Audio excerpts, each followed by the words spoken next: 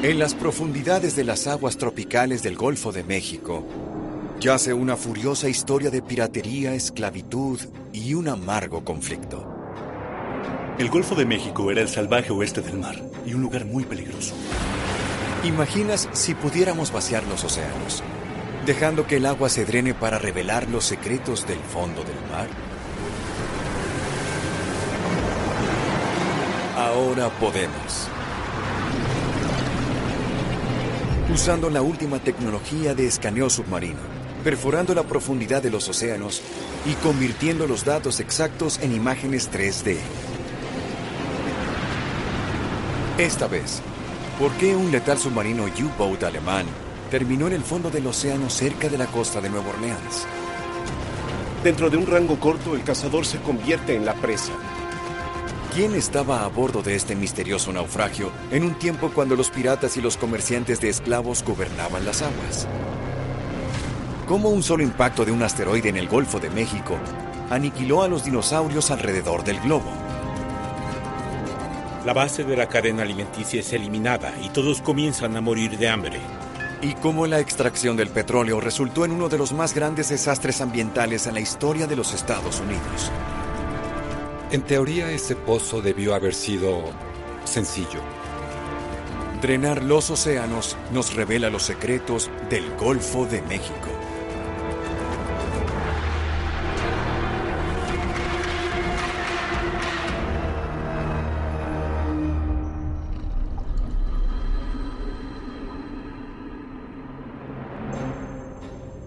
Hace 66 millones de años, los dinosaurios vagaban por la Tierra. Después, en un instante geológico, fueron eliminados en todo el planeta. ¿Las aguas drenadas del Golfo de México pueden explicar el porqué?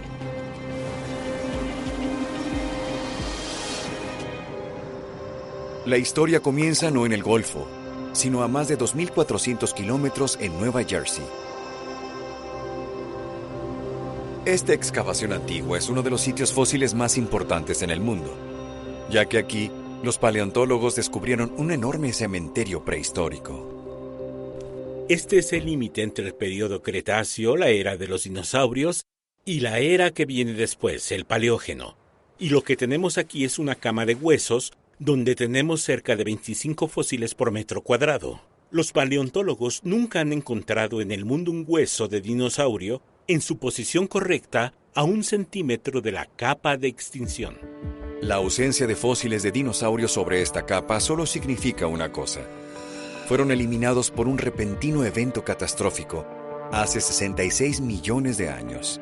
Lo que haya matado a los dinosaurios fue global, terrible e instantáneo.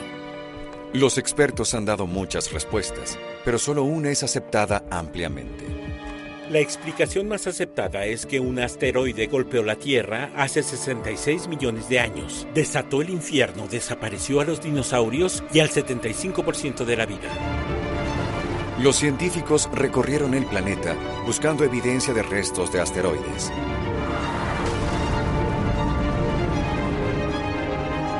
Pero ninguno de los cráteres de impacto que encontraron son lo suficientemente grandes y de la era correcta para ser los causantes.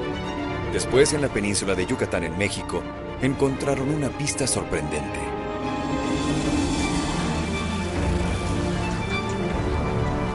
Mario Rebolledo es un experto en un fenómeno natural notable en toda esa región. Sumideros, conocidos localmente como cenotes. Formados por la erosión de caliza suave, pueden ser de cientos de metros de profundidad. Explorarlos requiere años de experiencia.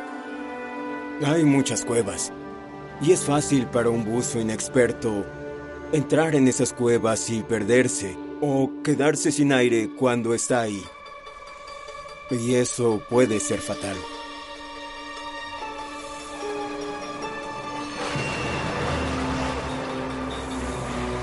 Mario descubrió que muchos de los cenotes están unidos por profundos canales subterráneos. Pero eso no es todo. Tienen una estructura increíblemente notable. Normalmente, En rocas sedimentarias como la caliza, se espera que el lecho sea horizontal.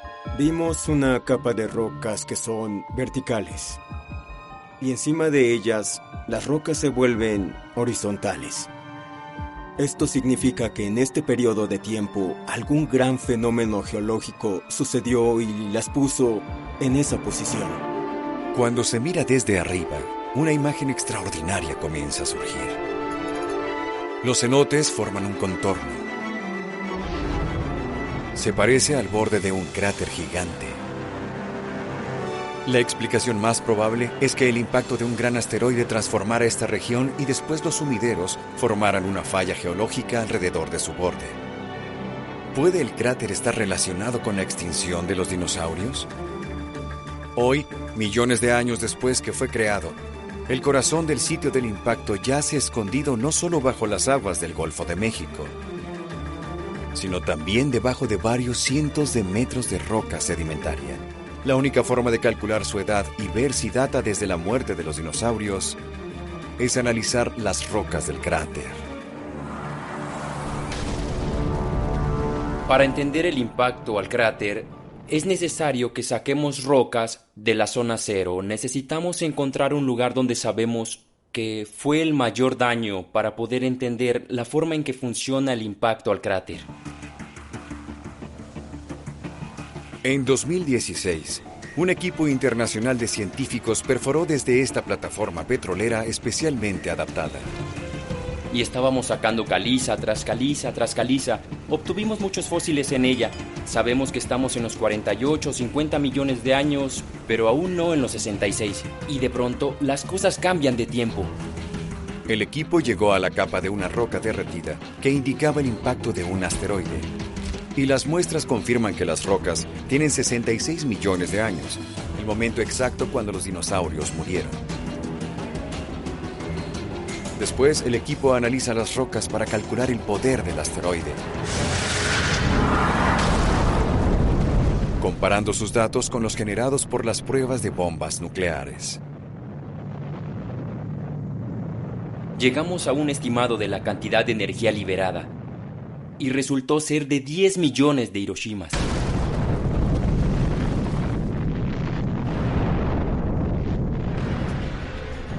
Usando estos datos, es posible por primera vez crear una visualización del cráter, ahora oculto bajo la Tierra, y descubrir cómo un solo impacto de asteroide en el Golfo de México pudo eliminar a los dinosaurios alrededor del globo.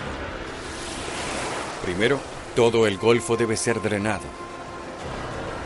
Mientras el agua retrocede, revela una gran plataforma continental que va alrededor de la costa. La arrugada planicie es gruesa con sedimento, pero el cráter aún está oculto bajo miles de metros de roca. Debemos retroceder 66 millones de años de geología, drenar capa sobre capa de roca sedimentaria, hasta que el sitio del impacto comience a surgir, algo que ninguna criatura viva ha visto en 66 millones de años. El cráter es inmenso. Más de 1 kilómetro de profundidad y 200 kilómetros de ancho. Alrededor de sus torres picudas, el borde exterior, formado por roca, surge de la profundidad de la corteza terrestre. Ahora, estudiando el perfil del cráter, es posible determinar el tamaño y velocidad del asteroide. Es de más de 11 kilómetros de ancho y viaja a 72,000 kilómetros por hora. Las dimensiones del cráter nos dicen algo más. 120,000 kilómetros cúbicos de roca son desplazadas aquí.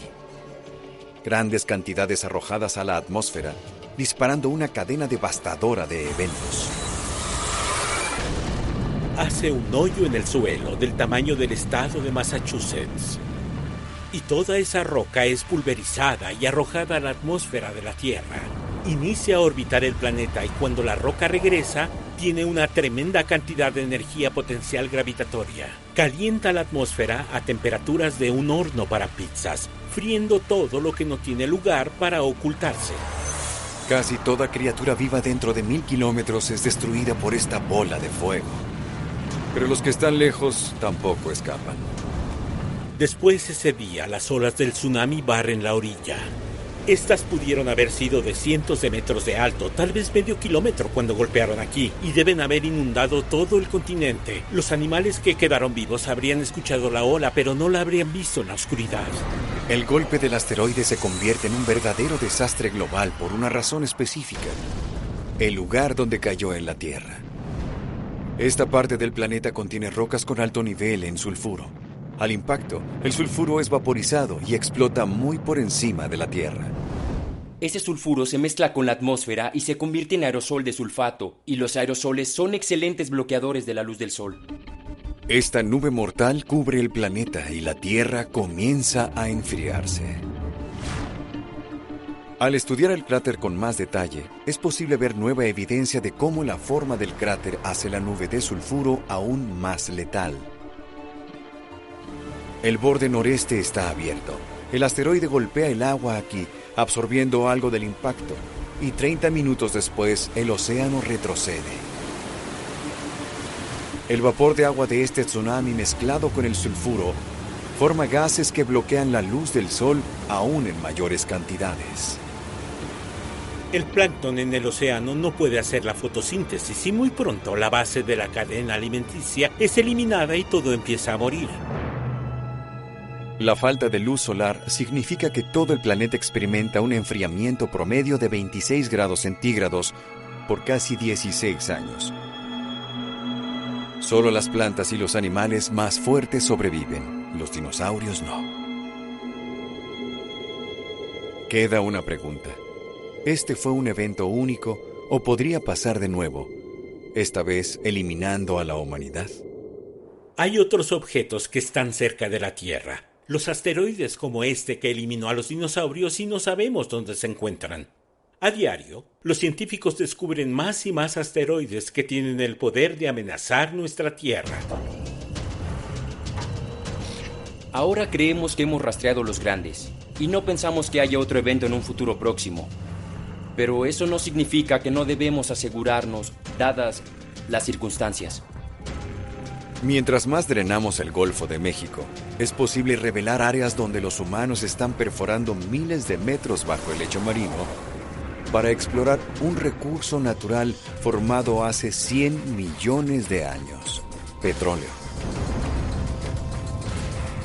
Pero ¿cómo una falla mientras perforan en el Golfo de México se convierte en el derrame petrolero más grande en la historia de los Estados Unidos? La economía del Golfo de México es impulsada por el petróleo. Esta gran cuenca con petróleo representa el 17% del total de la producción de crudo de los Estados Unidos. Casi la mitad de la capacidad de refinar petróleo de Norteamérica se sitúa en la costa del Golfo. Pero es fuera de la costa que la escala de la infraestructura necesaria para atraer el petróleo a la superficie es asombrosa.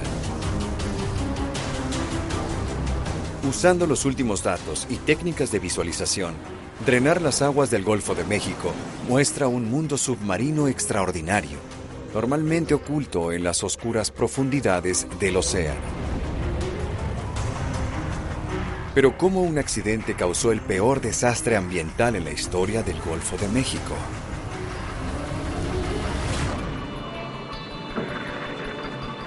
Bombas como estas, introducidas en 1920, solo pueden extraer petróleo en pequeñas cantidades en tierra. Un pozo viejo como este tal vez produce 10 barriles de petróleo por día. Esta es tecnología antigua. Este es el ocaso de un campo petrolero.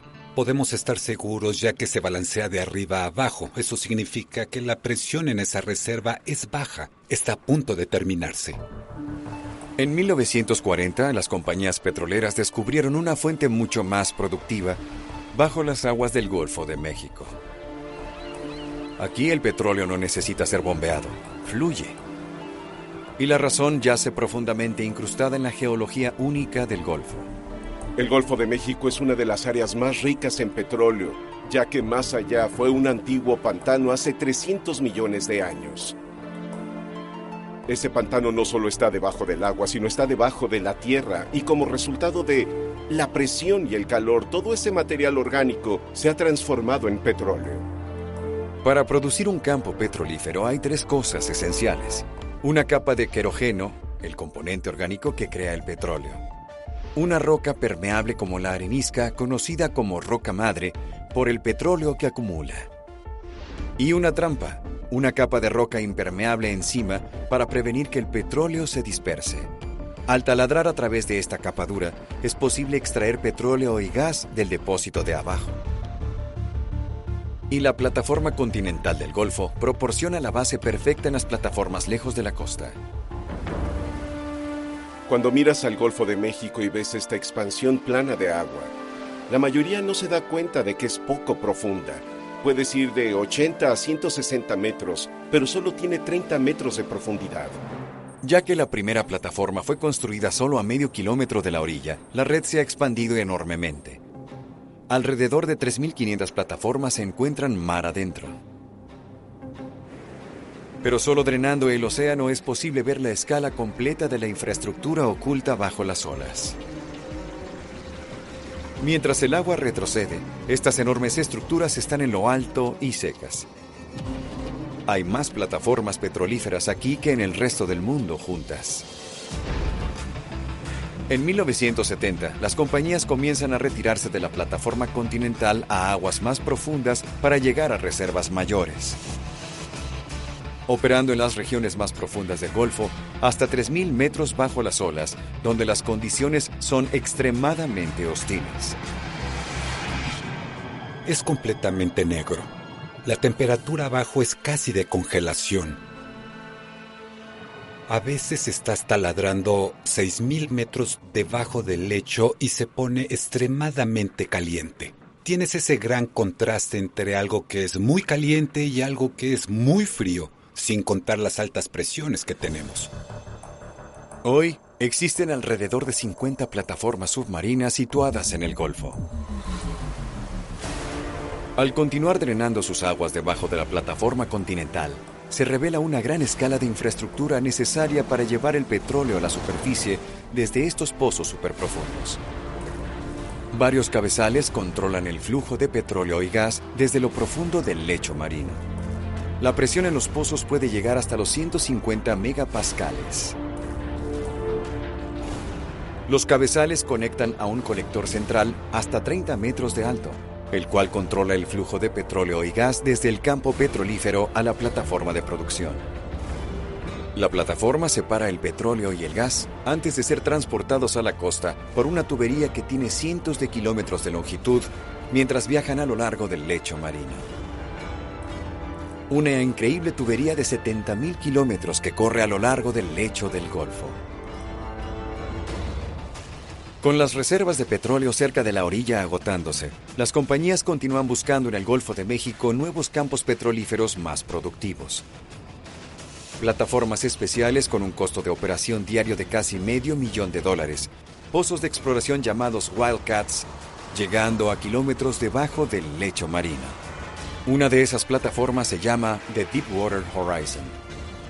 La Deepwater Horizon es una plataforma de exploración.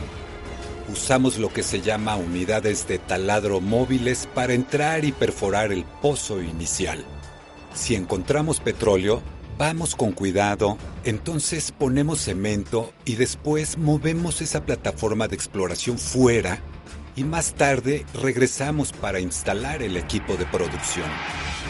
En el 2010, la Deepwater Horizon sacó petróleo a 80 kilómetros de la costa de Luisiana en un área llamada Macondo.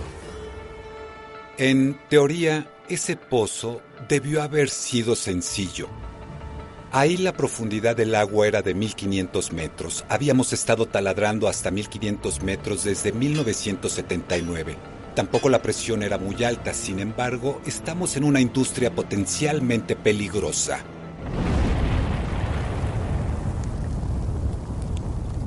Otra gran historia se desarrolla en el Golfo de México. 11 personas están perdidas tras una explosión e incendio de una plataforma en mar adentro. La explosión sucedió a bordo de la unidad de taladro móvil llamada Deepwater Horizon. Explotó con 126 personas a bordo. La capa de cemento diseñada para sellar el pozo antes que se mueva la plataforma tiene una fuga, dejando que el petróleo y el gas suban a la plataforma y se enciendan. Después de quemarse durante 2 días, se hunde. Los 11 trabajadores perdidos nunca fueron encontrados. En consecuencia, 60,000 barriles de petróleo por día escaparon del Golfo.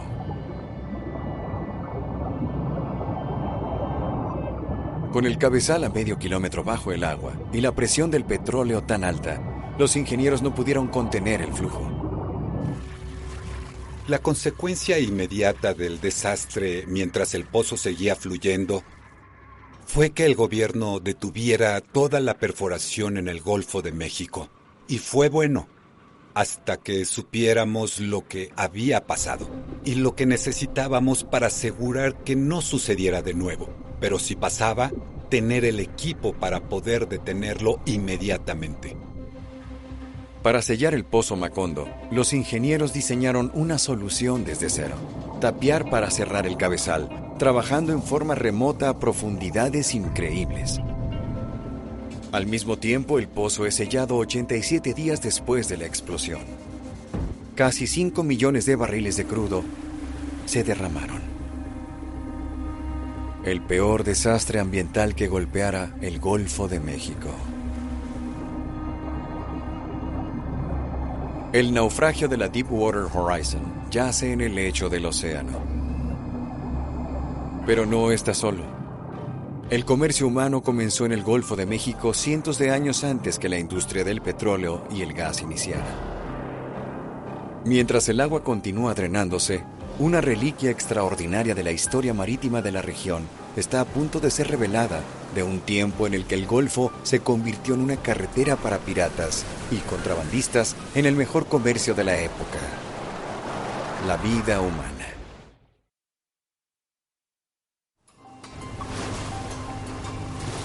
La exploración de petróleo y gas significa que el lecho del Golfo de México es valorado con mucho detalle.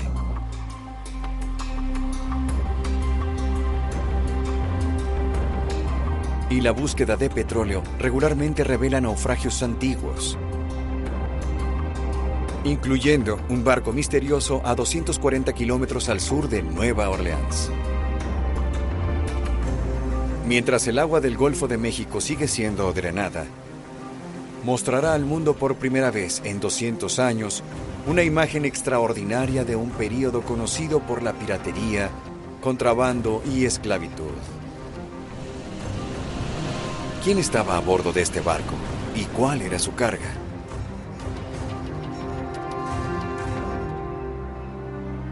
Asentada en la desembocadura del río Mississippi, Nueva Orleans, a inicios del siglo XIX, crecía rápidamente.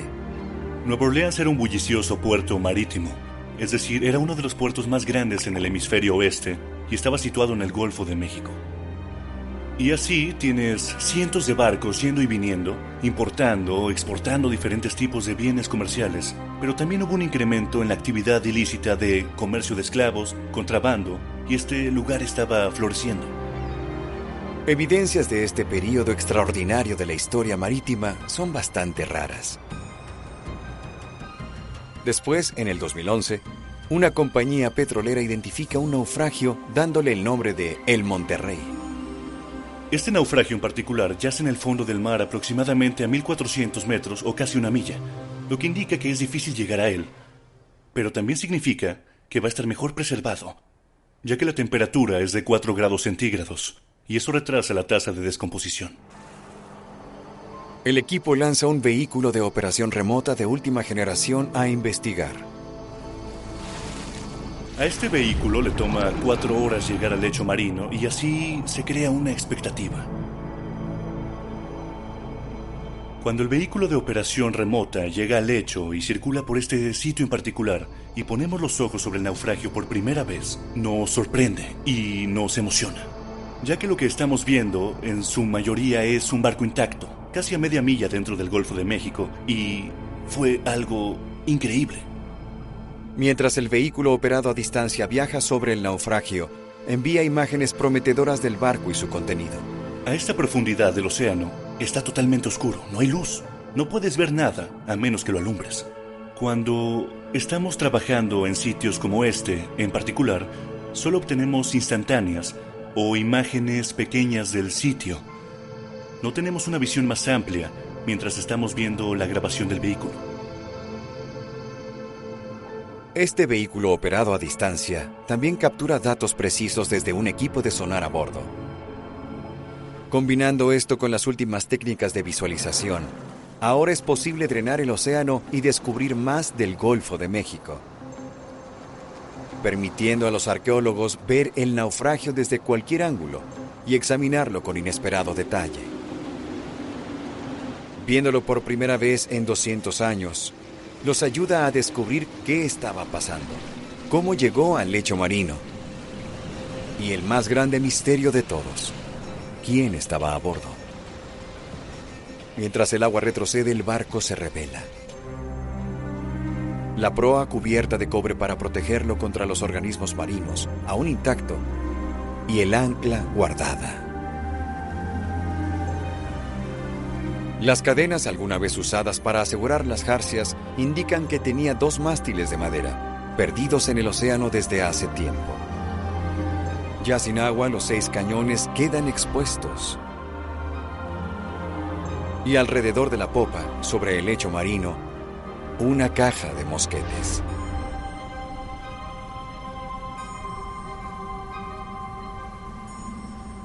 Lo que me impresionó fue que este barco era muy largo y angosto, particularmente en la proa. Me asombró que pudiera ser un velero Clipper, un tipo específico de velero que fue muy famoso a principios de 1800.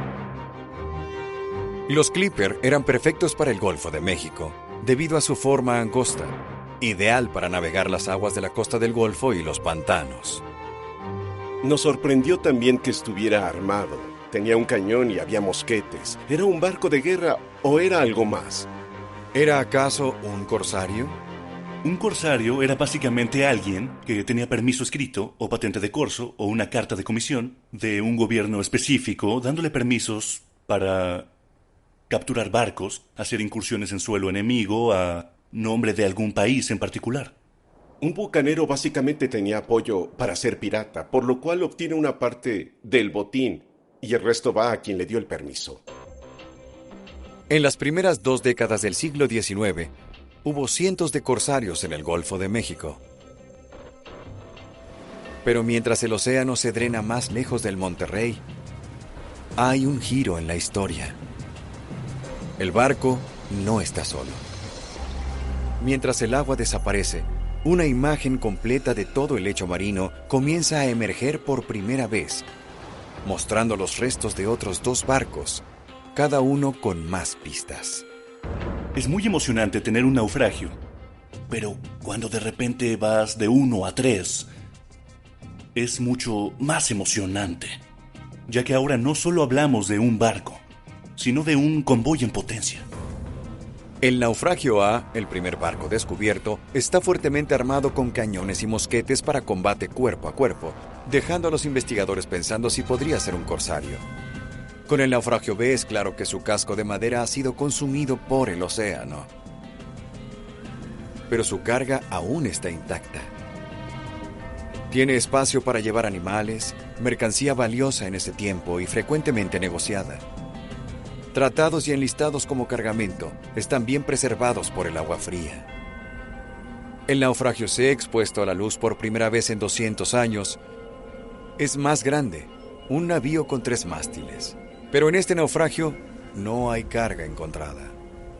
¿Qué puede significar? Bueno, significa que navegaba como lastre, es decir, vacío, o tenía una carga que era perecedera, y esa carga perecedera podría haber sido de arroz o granos o posiblemente uno que se cree que podría haber llevado personas. También pudo haber sido un navío relacionado con el comercio ilegal de esclavos.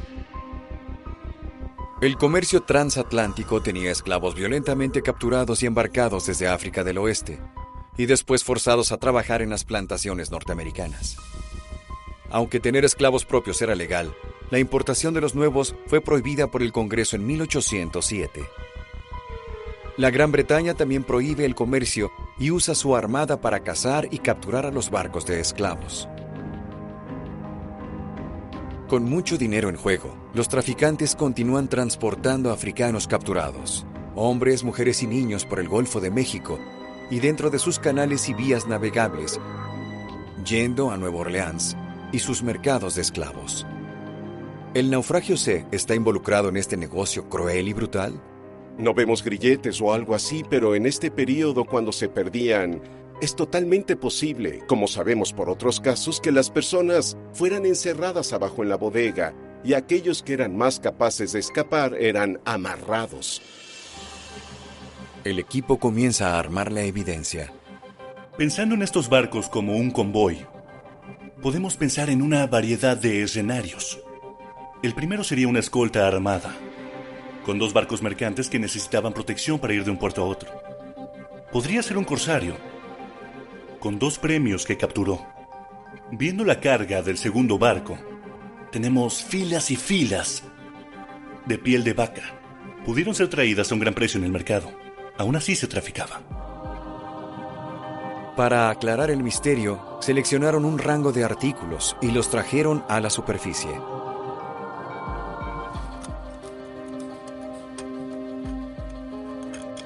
Podrían revelar de una vez por todas quién iba a bordo. Uno de los objetos únicos de este naufragio en particular, el naufragio Monterrey A, fueron los cañones y la presencia de los mosquetes. Eran mosquetes del tipo militar británico. Eran totalmente ubicuos en esta región durante la primera mitad del siglo XIX y tener mosquetes británicos no quiere decir que sea un barco británico. La nacionalidad de la tripulación es un misterio, pero hay otras pistas que pueden decirnos qué causó el hundimiento de estos barcos. Una porción de la colección que fue recuperada fueron herramientas de navegación. La importancia de estas herramientas era tan grande que habrían querido llevarlas consigo y dejarlas en el barco. Y eso sugiere que tal vez todos hayan muerto. El Golfo de México es famoso por una violenta fuerza de la naturaleza en particular: los huracanes, dando pie a un posible escenario. Los 3 iban juntos en lo que claramente fue una violenta tormenta. Tuviste un momento rápido para ver el horizonte y ver a otros ahí. Después sus luces desaparecen en la noche o tal vez en una borrasca. Lo siguiente que ves es que el golfo viene sobre tu cubierta y te arrastra a las profundidades y a la oscuridad. El Grupo Monterrey de Naufragios proporciona una percepción nueva de la historia marítima del Golfo de México. Un punto de cambio en la historia de los Estados Unidos. Los naufragios Monterrey son importantes ya que son evidencia de la transición del nacimiento de una nueva nación. ¿Cómo continúa el comercio mientras el Imperio Español se desmorona? ¿Por qué Nueva Orleans era una parte tan importante de este floreciente comercio global interregional? Y eso es lo que los naufragios dicen, y es lo que simbolizan. Los naufragios Monterrey no están solos. Mientras las aguas se drenan, dejando la oscuridad de las profundidades del Golfo de México expuestas, una de las historias más extraordinarias está a punto de ser revelada. Un moderno submarino de la Segunda Guerra Mundial.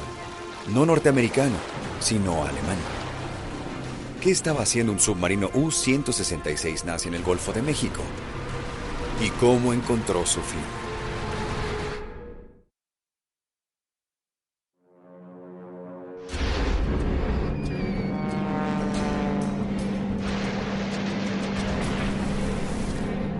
Diciembre 11, 1941. Hitler declara la guerra a los Estados Unidos. Deutschland, Italien und Japan werden den ihnen von den Vereinigten Staaten von Amerika und England aufgezwungenen Krieg mit allen ihnen zum Gebot stehenden Machtmitteln gemeinsam bis zum siegreichen Ende führen. Cuando los Estados Unidos entran a la guerra, un nuevo campo de batalla se abre: el Golfo de México. Hoy, al drenar sus oscuras aguas, es posible revelar secretos de este desesperado período de conflicto. Con una cruda batalla para gobernar el mar, llega a las costas de Norteamérica y resuelve un misterio que ha confundido a los historiadores durante más de 70 años.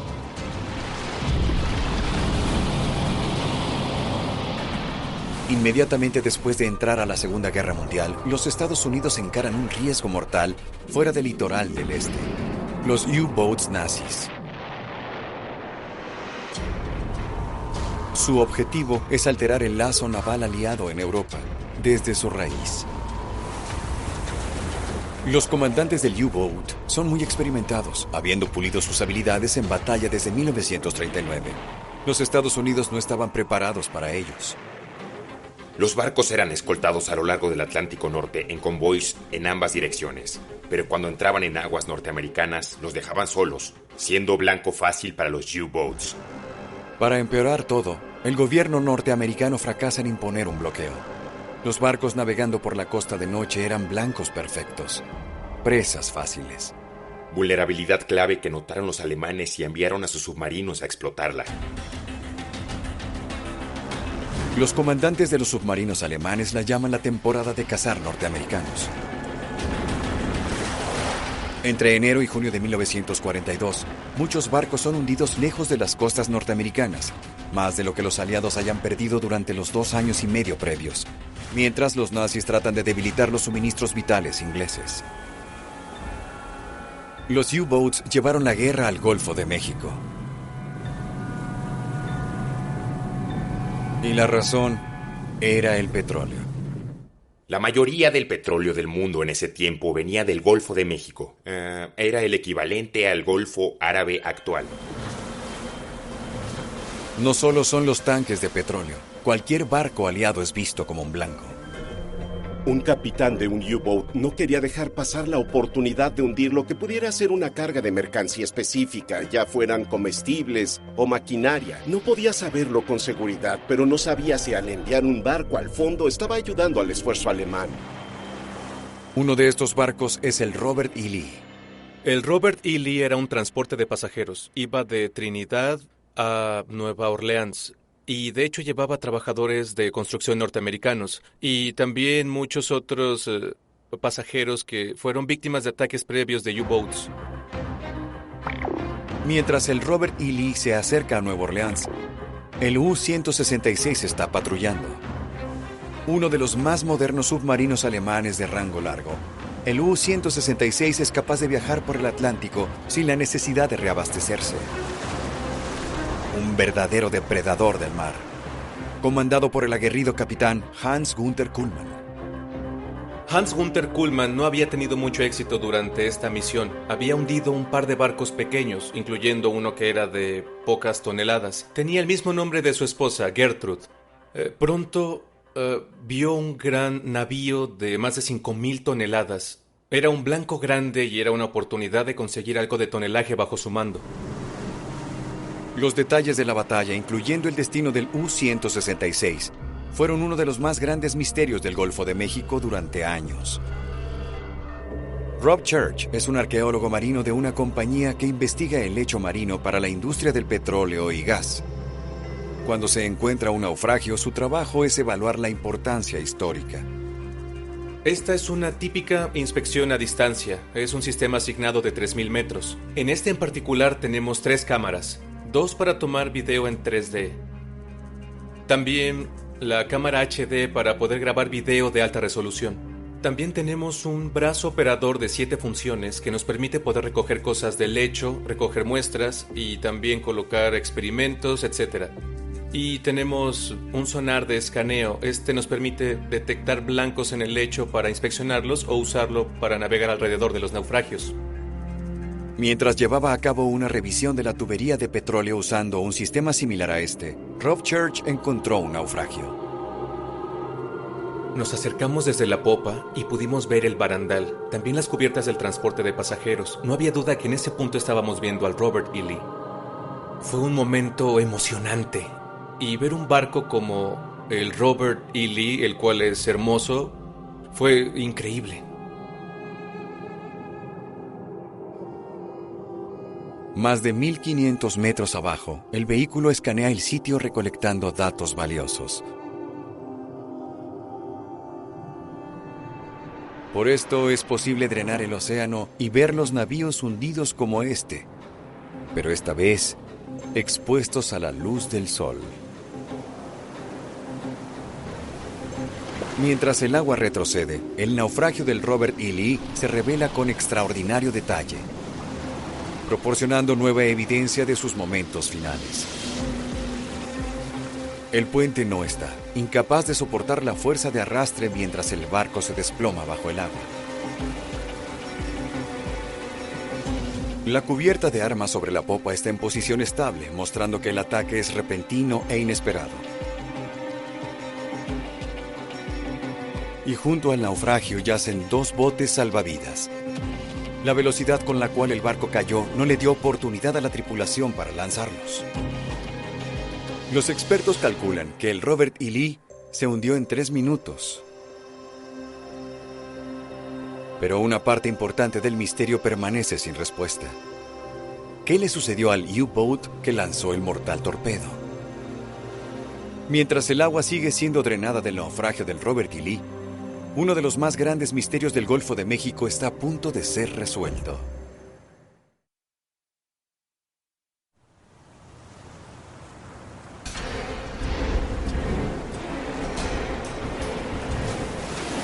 ...30 de julio de 1942.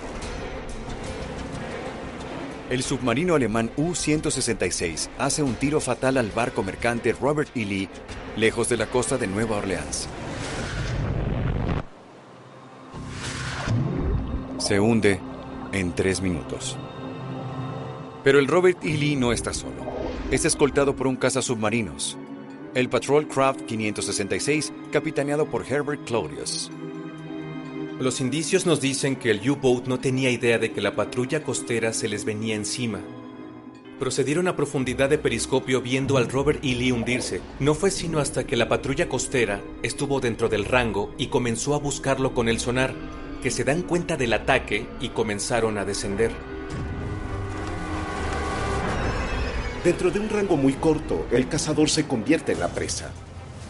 Mientras el Patrol Craft 566 pasa sobre el U-Boat, el capitán Claudius dispara 2 rondas de cargas de profundidad.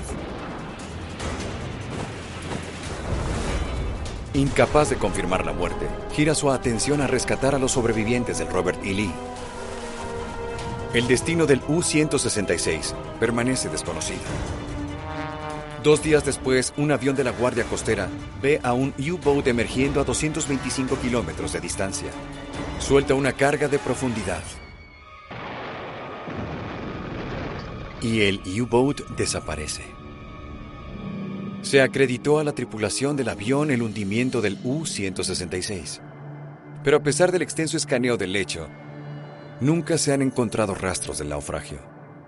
Encontrar algo que tantas personas habían buscado durante mucho tiempo es como un golpe de suerte. Al estudiar un escaneo con sonar del lecho alrededor del Robert E. Lee, Church mira un objeto misterioso a menos de 3 kilómetros del naufragio.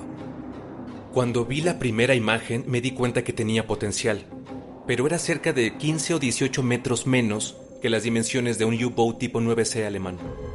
¿Qué era este misterioso naufragio a 225 kilómetros de distancia donde el U-166 se cree que se hundió? ¿Podría ser el submarino perdido? El drenado posterior del océano revela la verdad. Mientras el agua retrocede, la luz comienza a caer sobre este misterioso navío. La torre de mando de un U-Boat alemán aparece gradualmente. Su antena, sin retraer, indica que se sumergió de pronto y bajo coacción. Después, su casco es expuesto a la luz por primera vez en más de 70 años. La configuración de la torre de mando y la cubierta de armas es exactamente igual a la del U-166 perdido. Y desde otro ángulo, la razón de la imagen del sonar de repente se hace clara. Falta la proa del U-Boat, deshecha por una explosión masiva. Mientras el agua continúa drenándose, la sección perdida es revelada, yaciendo a 150 metros de distancia. Una carga de profundidad no pudo haber causado un daño tan catastrófico. Entonces, ¿qué sucedió? Parece que después una de las cargas de profundidad dañó la presión del casco y probablemente ocasionó una explosión interna, la cual partió la sección de proa. Cuando el submarino se sumergió, tal vez los torpedos quedaron sueltos y fue probable que una explosión ocurriera. Fue un ataque con carga de profundidad exitoso que de hecho fue hundido por el cazasubmarinos. 22 personas perdieron la vida en el Robert E. Lee y 52 perecieron en el U-166. Los dos naufragios se consideran una tumba de guerra y no pueden ser rescatados. Drenar el océano es la única forma de traer los naufragios a la superficie, y durante el proceso se pone todo en su lugar. Con el U-Boat descubierto a menos de 3 kilómetros del Robert E. Lee, no puede haber duda de quién lo hundió. La muerte ahora está acreditada a Herbert Claudius, capitán del Patrol Craft 566. Poco después del hundimiento del U-166, la marea comienza el final de la batalla del Atlántico. Inevitablemente, los aliados pudieron repeler el asalto de los U-Boats. Gracias a una variedad de factores, mayor vigilancia, más convoyes, así como la habilidad de atacar desde el aire, los U-Boats fueron derrotados sin parar.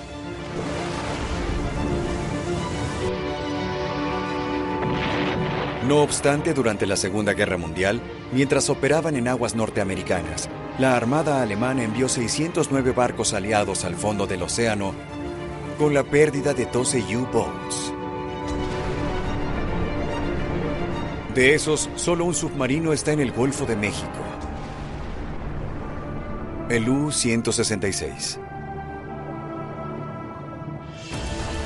Viendo debajo de las aguas del Golfo de México, se han resuelto misterios antiguos y traído secretos mortales a la superficie, mostrando que la historia de Norteamérica, a través del comercio, guerra y hasta la muerte de los dinosaurios, solo puede ser vista y entendida al drenar los océanos.